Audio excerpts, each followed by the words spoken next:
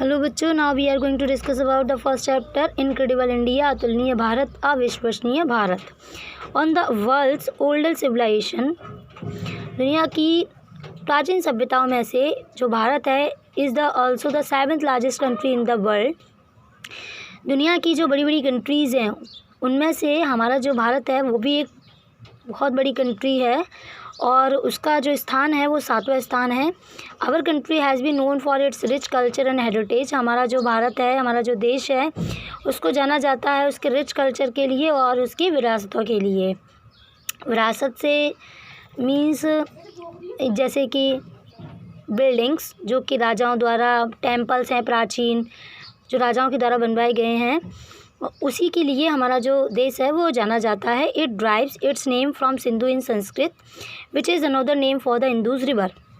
हमारा जो भारत है उसका नाम संस्कृत भाषा के एक सिंधु शब्द से लिया गया है और इसी सिंधु शब्द का दूसरा नाम जो है वो इंदुज रिवर है। Delhi is the capital of India. जो दिल्ली है वो भारत की राजधानी है। It covers an area of 32,87,263 square kilometre. हमारा जो भारत है वो जितने प्लेस में फैला हुआ है वो जो डिस्टेंस है वो एरिया है 32,87,263 स्क्वायर किलोमीटर। इतने जगह में ये फैला हुआ है, इतने एरिया को ये कवर किए हुए है। It is the second most populated country in the world. हमारा जो भारत है वो जनसंख्या के मामले में दूसरे स्थान पर आता है आफ्टर चाइना, क्योंकि चाइना पहले स्थान पर है। It is surrounded by the great Himalaya on the north, the Indian Ocean on the south, the Bay of Bengal on the east and the Arabian Sea on the west. The Tropic of Cancer passes horizontally through that India. जो हमारा भारत है वो चारों दिशाओं में 4 चीज़ों से covered है और वो 4 चीज़ें क्या हैं तो हम आपको इंडिया का मैप दिखाते हैं। ये है इंडिया का मैप, जिसमें ये जो ये ऊपर वाला जो टॉप है इसको नॉर्थ डायरेक्शन से डिनोट किया जाता है और जो नीचे वाला है बॉटम इसको साउथ से, और राइट साइड वाला ईस्ट और ये वेस्ट। तो नॉर्थ में जो सबसे प्रमुख चीज़ है वो है ग्रेट हिमालय। मतलब हमारे ये नॉर्थ का जो पूरा एरिया है भारत का ये ग्रेट हिमालय से कवर्ड है। जो हिमालय है वो बहुत बड़ी पर्वत श्रृंखला है और इसी की एक चोटी है माउंट एवरेस्ट, जिसको हम जानते हैं वो विश्व की सबसे बड़ी चोटियों में से एक है। और अगर हम आते हैं ईस्ट में तो यहाँ पर ये बे ऑफ बंगाल है, ये बे ऑफ बंगाल है। और साउथ में आए तो इंडियन ओशियन है और वेस्ट में अरेबियन सी है। इस तरीके से हमारा जो भारत है वो 4 विशेष चीज़ों से कवर्ड है।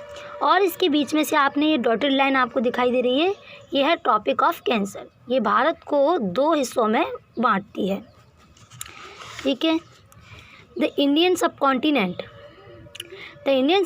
Is considered as a vast land mass, not just a country. हमारा जो भारत के उपमहाद्वीप भी है उनका भी एक बहुत बड़ा एरिया है जो कि एक कंट्री के मतलब कंट्री के जितना नहीं है, लेकिन कंट्री जितना देखा जाए तो कंट्री जैसा ही है। इतने बड़े बड़े उसके उपमहाद्वीप हैं, मतलब उसके जो पार्ट है हमारे इंडिया के वो भी कोई छोटे जगह को कवर नहीं किए हुए हैं। उसको भी एक कंट्री के कंपैरिजन हम रख सकते हैं, लेकिन उसको एक कंट्री नहीं बोल सकते हैं। It has many feature of continent but it is not as big as continent. हमारे जो भारत के जो सब कॉन्टिनेंट्स हैं उसके भी कई विशेषताएं हैं, लेकिन उसको हम एक कॉन्टिनेंट महाद्वीप के रूप में हम उसको नहीं बोला जा सकता है। वो एक महाद्वीप नहीं हो सकते हैं क्योंकि महाद्वीप बहुत बड़ा एरिया होता है। Afghanistan, Pakistan, Bangladesh, Nepal, Bhutan, Sri Lanka, China, Maldives and Myanmar are the neighbouring countries of India. अब बात करते हैं कि अफगानिस्तान, जो Pakistan, Bangladesh, Nepal, Bhutan, Sri Lanka, China, Maldives and Myanmar are the neighbouring countries of India. ये सभी क्या है, हमारे भारत के पड़ोसी देश हैं। पड़ोसी देश मतलब जैसे हमारा घर होता है तो इसके लेफ्ट में, राइट में, पीछे और आगे जो हाउसेस होते हैं वो हमारे नेबर्स ही तो होते हैं। उसी तरीके से हमारा जो भारत है उसके भी कुछ नेबरिंग कंट्रीज़ हैं और वो कंट्रीज़ कौन सी हैं? अफगानिस्तान, पाकिस्तान, बांग्लादेश, नेपाल, भूटान, श्रीलंका, चाइना मालदीव, म्यांमार, ये सारी इसकी नेबरिंग कंट्रीज़ हैं। अब बात करते हैं इंडिया की स्टेट की। अब क्या है, अब आप कहोगे कि ये इंडिया की स्टेट्स क्यों हैं, उनकी कैपिटल क्यों रखी गई हैं।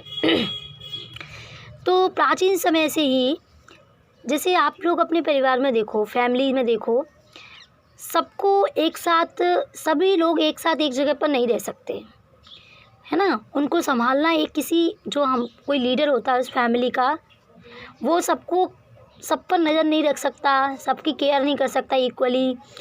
तो क्या कर दिया जाता है कि उसको डिवाइड कर दिया जाता है स्मॉल स्मॉल न्यूक्लियर फैमिलीज़ में। आप लोगों के यहाँ भी होगी, है ना। आपके अंकल आंट हैं, आपके ग्रैंड पेरेंट्स हैं, वो अलग रहते हैं, आपके जो पेरेंट्स हैं वो भी अलग रहते हैं। इसीलिए क्योंकि जिससे एक दूसरे के बीच में हार्मनी रहे, मधुर संबंध रहें और उसको अच्छी तरीके से कंट्रोल किया जा सके। तो उसी तरीके से हमारे भारत है, उसके भी कई ऐसे छोटे छोटे, उसके भी ये फैमिली मेम्बर्स ही हैं, लेकिन सबको एक साथ कंट्रोल करना किसी एक व्यक्ति के बस की बात नहीं थी। तो इसलिए इसको डिवाइड कर दिया 28 स्टेट्स में। अब कैपिटल क्यों बनाई, क्योंकि कैपिटल क्या होता है, जैसे हमारे स्कूल में एक डायरेक्टर का ऑफिस होता है, प्रिंसिपल का ऑफिस होता है, उसी तरीके से, और एक राजा है, जहाँ राजा का भी एक ऑफिस होता है, दरबार होता है, जहाँ से वो अपने सारे काम को देखता है, सारे काम करता है। उसी तरीके से हर स्टेट में उनका जो लीडर है उसका भी कहीं कोई ऑफिस होगा, तो वो सारे काम कहाँ से करते हैं, अपने कैपिटल से ही करते हैं। तो इसलिए उनकी कैपिटल्स बनाई गई हैं। तो हमारी इंडिया की 28 स्टेट्स हैं और ये उनकी कैपिटल्स हैं। अब है यूनियन टेरिटरीज़। यूनियन टेरिटरीज़ क्या हैं कि जो इंडिया का जो पार्ट था, जिस पर किसी का अधिकार नहीं था, कोई लीडर नहीं है वहाँ का, तो फिर सरकार क्या करती है, जो सरकार होती है भारत में, जिसकी सरकार होगी वही उस पर राज्य कर पाएगी। तो इसलिए उनको अलग रखा गया है यूनियन टेरिटरीज़ के रूप में। ऐसे कि जम्मू कश्मीर था, अभी कुछ विवादित जगह थी वो, है ना, वहाँ पर कोई एक व्यक्ति की रोलिंग नहीं हो पाती थी, राज्य नहीं कर पाता था और आए दिन आतंकी हमले होते थे। तो इसलिए उस पर उसको यूनियन टेरिटरी बनाकर अब उसको कौन संभालेगा, केवल सरकार ही संभालेगी। इसलिए यूनियन टेरिटरीज़ को बनाया गया। अब आते हैं Indian national symbols. The national symbol of India represent the country culture and geographical diversity.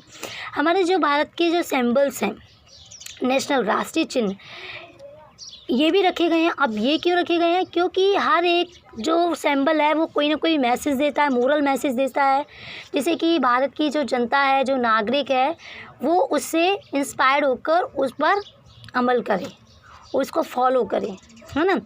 तो वो हैं, जैसे नेशनल फ्लैग ट्री कलर, हमारा जो भारत का जो झंडा है उसमें ट्री कलर है, 3 कलर हैं और बीच में एक सर्कल है जो रिप्रेजेंट करता है, मतलब उसके जो तीनों रंग हैं वो तीनों रंगों की अलग अलग विशेषता है। आपने पढ़ा भी होगा, जैसे कि ऊपर केसरिया रंग होता है ना, वो बलिदान का प्रतीक होता है, नीचे वाइट होता है, शांति का होता है, और एक ग्रीन होता है, हरियाली का होता है। ऐसे ही जो उसकी जो 24 आपने उसमें गोल सर्कल बना हुआ है, उसमें 24 लाइन्स हैं, वो बताती हैं कि हमें हमेशा कार्य करते रहना चाहिए।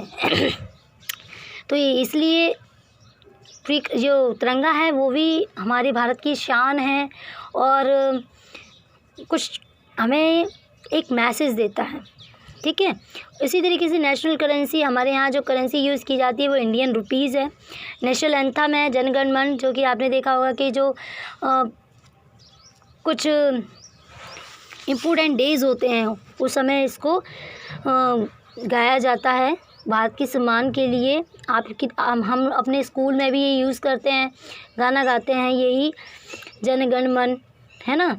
नेशनल सॉन्ग वंदे मातरम है, ये गान है और ये गीत है।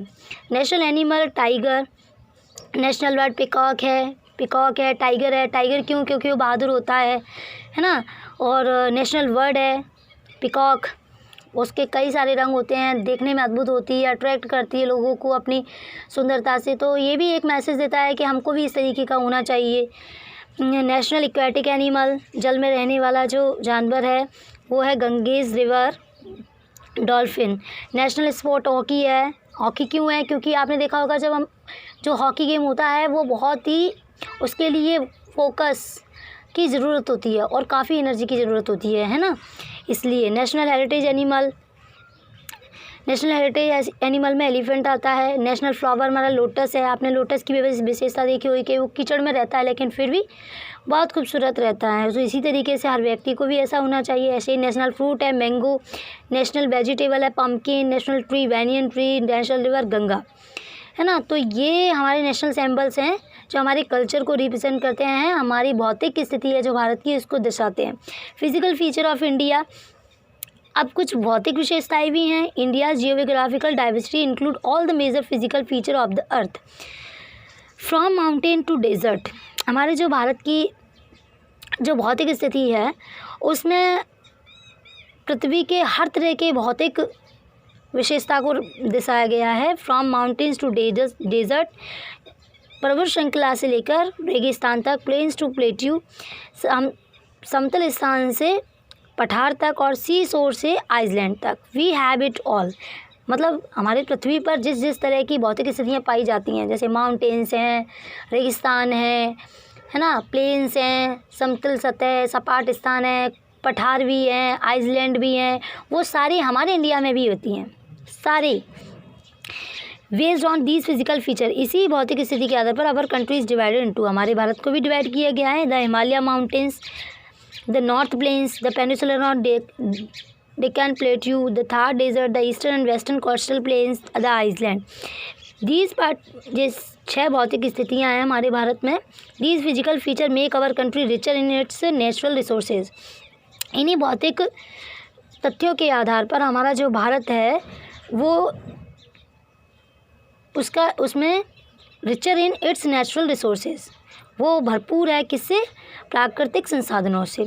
We enjoy cultural and regional diversity because of these physical feature, हम आनंद उठा पाते हैं अपनी सभ्यता का किन के आधार पर, इन्हीं भौतिक स्थितियों के आधार पर। थैंक्स।